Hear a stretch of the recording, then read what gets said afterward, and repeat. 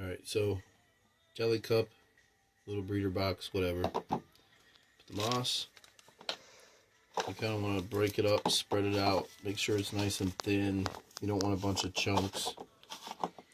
And then nice and flat, dry in the bottom. A little lid with holes. Just set it right in the center. Just kind of push it down so it doesn't flip or something because of being dry. You just take your spray bottle and you spray along the perimeter. I don't have a spray bottle present, but you just spray over here. You know, spray along the edge so that it's getting wet down and along the sides. Not too much, just like psh, psh, like one spray per wall.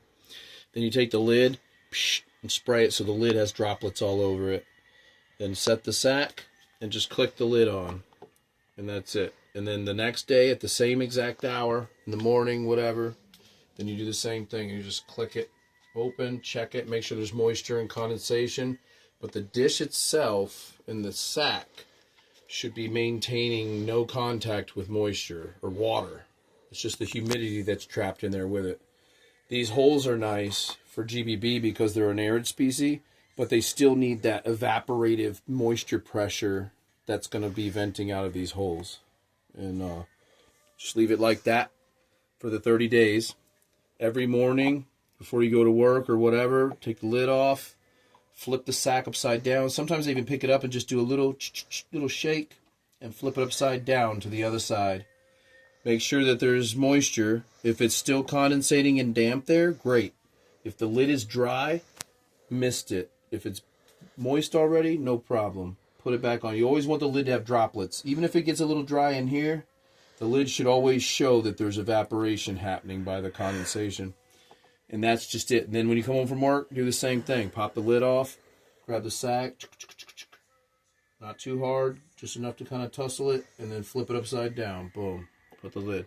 And just maintain those water droplets and that flipping for 30 days. And then on day 30, little tiny tear, peep out, everything looks great, no problems. Set it back down with the tear up. Moisture levels, everything's right. Click the lid. Boom. With GBB and arid species like a Phonopelma stuff, you want the vent holes. You want a little bit of air to be able to escape and have some of that evaporation drying. You know what I mean? And the breeder boxes, as you know, come with those. But, like, you don't want to do a deli cup that's sealed. It works great for moisture-dependent species or not. But, like, I find with GBB, they want that little bit of dryness. But it also allows you to let the spraying that you're doing evaporate and dry out by the time you do it again. So there should be very minimal moisture, but visible condensation on these walls. But like when you feel it, it should still be kind of dry. But the lid has always got droplets on it. Always. And that's it.